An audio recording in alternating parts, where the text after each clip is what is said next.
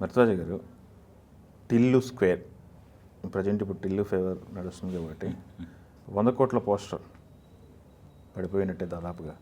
అవును.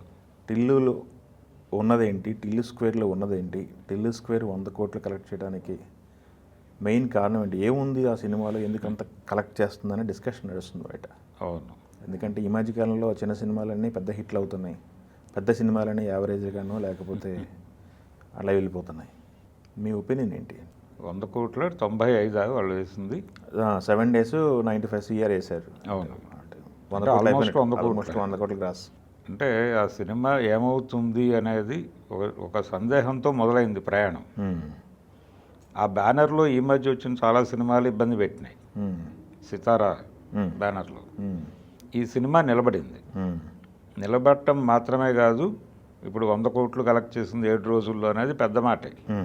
ఎందుకు చూస్తున్నారు జనాలు, ఎక్కడ కనెక్ట్ అయింది సినిమా అంటే, పూర్తిగా బాధ్యత సిద్ధు జొన్నలగడ్డదే. తను ఆ క్యారెక్టర్ని డిజైన్ చేసుకున్న పద్ధతి, తను కూడా పాల్గొన్నాడు ఆ స్క్రిప్ట్లో. అవును. స్క్రిప్ట్లో మాత్రమే కాదు, టోటల్ సినిమాలో నిర్మాణం దగ్గర నుంచి తన ఇన్వాల్వ్మెంట్ కనిపిస్తుంది తెర మీద. ఇతను మొత్తం తానే అయ్యి నడిపాడు దీన్ని అనే విషయం ఆడియన్స్కి క్లియర్గా అర్థమయ్యేలాగానే సినిమా ఉంది. ప్రతి సన్నివేశంలోనూ తను మాట్లాడేటువంటి డైలాగులు, మాడ్యులేషను, యాటిట్యూడు, ఇవన్నీ కలగలిసి జనాల్ని అలా అట్రాక్ట్ చేసినాయి. అంటే ఒక రకంగా మానియా లాగా మారింది ఆ సినిమా. ప్రధానంగా అతని క్యారెక్టర్ డిజైనింగ్ నచ్చి జనం వెళ్తున్నారు ఆ సినిమాకి. యూత్ బాగా కనెక్ట్ అయ్యారు. అంటే రోజువారీ యూత్ మాట్లాడుకునే రకరకాల అంశాలు దాంట్లో ఏదో మేరకు మాట్లాడే ప్రయత్నం చేస్తూ కొత్త తరహాగా సామెతలను ఇన్వాల్వ్ చేస్తూ మాట్లాడాడు. ఆ డైలాగులు రాసుకున్న పద్ధతి ఎక్కడ రాసిన ఇది కూడా కనిపించదు. ఆయనే చెప్పుకున్నాడు, మేము సెట్లో అక్కడికక్కడ ఇంప్రవైజ్ చేసుకుంటూ వెళ్ళాము. దాని తాలూకా ప్రభావం ఆర్గానిక్గా ఉంది. ఆ ఆర్గానిక్గా ఉండటం అనేది జనాలకి కనెక్ట్ అయ్యి ఆ సినిమాకి వెళ్తున్నారు. నిజానికి సబ్జెక్ట్ వైజ్ చూస్తే అది మేల్ చావనిస్టిక్గానే ఉంటుంది సినిమా. ఉంటుంది. ఆయన ఇంతకు ముందు వచ్చినటువంటి సినిమాలో కూడా అదే చెప్పాడు. డీజే టిల్లులో కూడా ఫైనల్గా అమ్మాయి ఇతన్ని గాయపరిచి వెళ్ళిపోతుంది. ఇందులో కూడా అదే జరుగుతుంది. అవును, సేమ్ లైన్ సేమే. అయితే దీనిలో కనెక్ట్ అయిన విషయం ఏంటంటే, మేల్ యూత్ ఏమో ఇతన్ని ఒక అమ్మాయి హర్ట్ చేసి వెళ్ళిపోవడం అనే పాయింట్ దగ్గర కనెక్ట్ అయ్యి మేల్ యూత్ వెళ్తున్నారు. ఫిమేల్ యూత్ ఏమో ఇతని యాటిట్యూడ్ చూసి దానికి కనెక్ట్ అయ్యి వెళ్తున్నారు.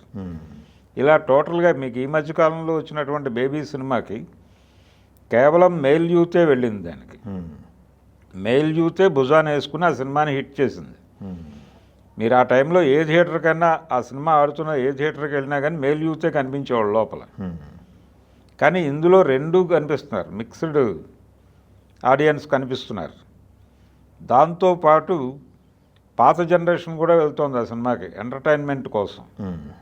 అంటే టోటల్గా ఎంటర్టైనింగ్గా సినిమాని నడపటం, ఎంటర్టైనింగ్ హీరోయిజం అనేది ఒక కాన్సెప్ట్ ఉంది మనకి.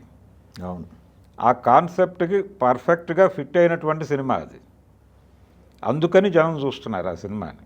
ఇంకొక సినిమా అంటే థియేటర్కి వెళ్ళి కాసేపు ఏదో ఒకటి నవ్వుకోవాలి, ఒకటి ఎంటర్టైన్ అవ్వాలి, లేదంటే ఎమోషనలైజ్ అవ్వాలి.